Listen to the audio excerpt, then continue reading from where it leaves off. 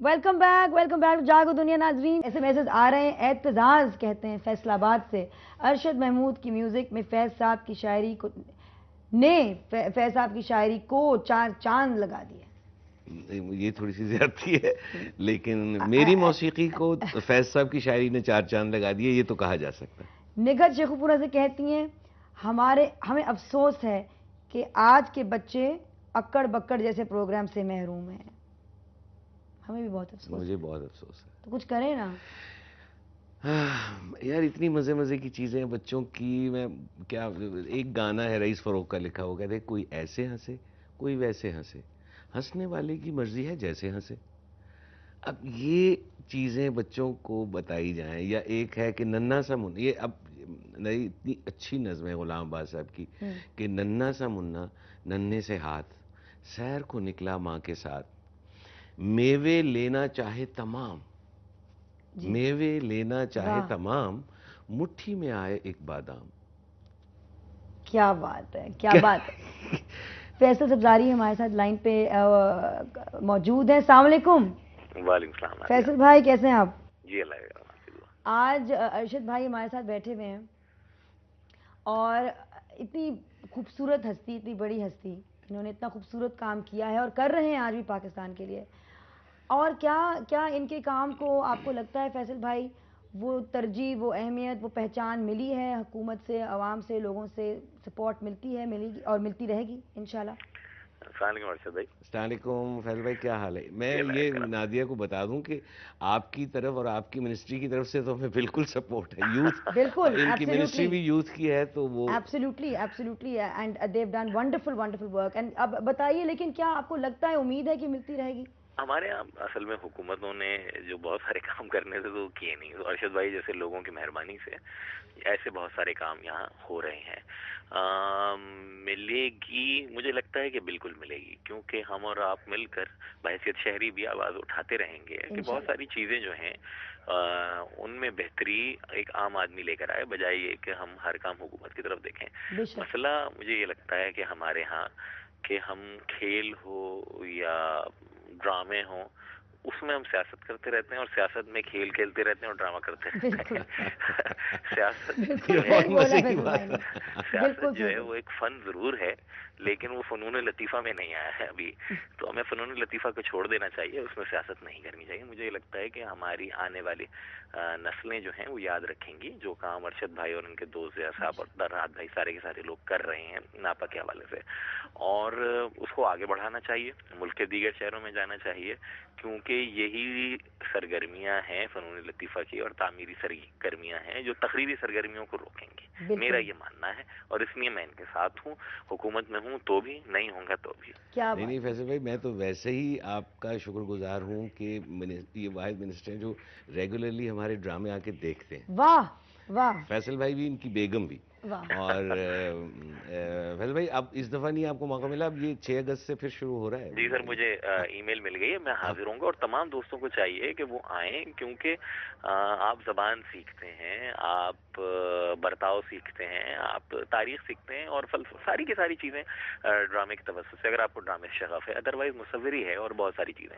اور ارشد بھائی تو خیر موسیقی کے اتنا بڑا نام رہے ہیں کہ آج کل ناپا ان کی موسیقی پر حاوی ہو گیا ہے. ادروائز موسیقی اور پھر اداکاری ہم نے تو بہت دن سے دیکھا ہے, تو ماشاء اللہ ایک ہمہ جائے شخصیت ہے, اینڈ آئی ایم پریولیجڈ کہ ارشد بھائی سے میری ملاقات ہے. اینڈ وی آر پریولیج کہ آپ کی ہمیں سپورٹ ہے سب کو, ہم سلوٹ کرتے ہیں آپ کو بھی فیصل بھائی, اور میں دعا مانگتی ہوں کہ باقی بھی جو لیڈران ہیں ہمارے ساتھ موجود اور ہمارے ملک میں, وہ کیوں لیں اور اسی طرح کی باشعور سورٹ آف حرکتیں کریں اور پروموٹ کریں, سپورٹ کریں آرٹ کو, کلچر کو اس طریقے سے, بیکاز آپ کریں گے تو انشاءاللہ تعالیٰ پوری عوام اٹھ کے کرے گی آپ کے پیچھے. میں بہت شکر گزار ہوں. What a relief to have such people, what a relief to have such people.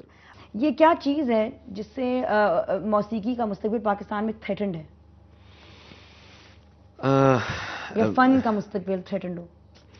میں یہ سمجھتا ہوں کہ تھریٹن تو نہیں آپ کر سکتے, بیکاز یہ اتنا زیادہ ہر انسان کی شخصیت کے ساتھ جڑا ہوا ہوتا ہے, مصوری ہے یا شاعری ہے, کیونکہ ہر کوئی نہیں کرتا.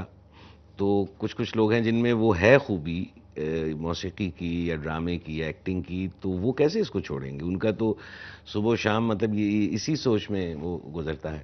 ہاں یہ ضرور ہے کہ لوگوں کو انکریج، یعنی بہت بڑی فیلڈ بھی ہے. میں آپ کو بتاؤں، اب آپ دیکھیے کہ بے شمار ایسے ہیں لوگ جو سیکھے بھی نہیں ہیں لیکن وہ موسیقی سے بالکل. کی فیلڈ سے بہت اچھے پیسے کما رہے ہیں، بالکل. مچ مور دین این MBA.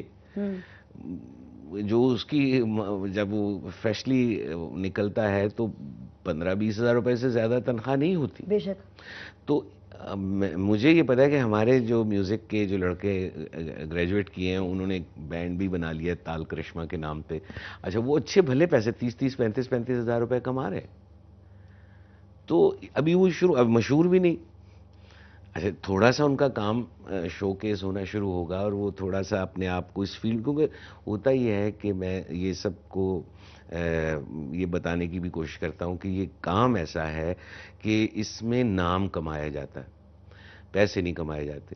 ایک دفعہ آپ کا نام ہو جاتا ہے تو پیسے is the logical consequence of your name. That's right. اچھا اور آپ کو کوئی So the biggest threat is ہاں the economical or the financial. نو، لوگوں کو ڈر ہے، یہ خوف ہے، it's a ghost in their mind کہ جی اگر ہم ایکٹر بن گئے تو پھر ہم مطلب کیا ہوگا، ہم تو بھوکے مریں گے. نہیں مریں گے آپ بھوکے.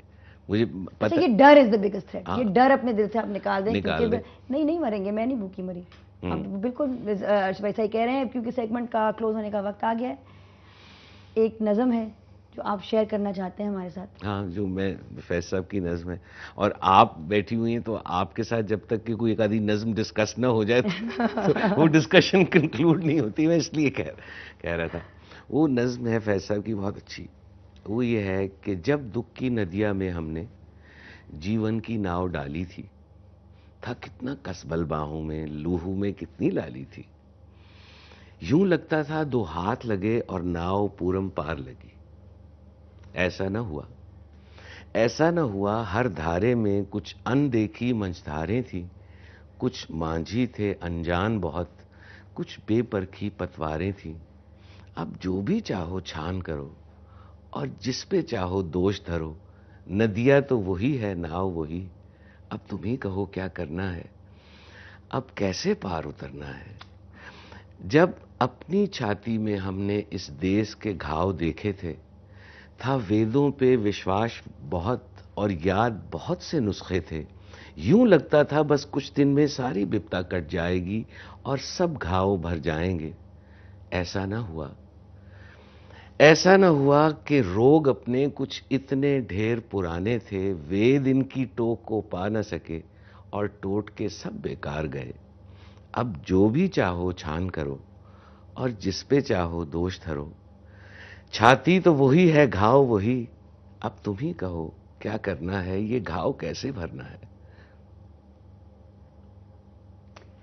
اس کے آگے کچھ کہا نہیں جا سکتا، اس کے آگے کچھ کہا نہیں جا سکتا. لیکن thank you so much Arshad Mahmood for sharing this poem with us. اور یہ گھاؤ ہم بھریں گے، ہم اکٹھے مل کے بھریں گے. اور پاکستان زندہ باد.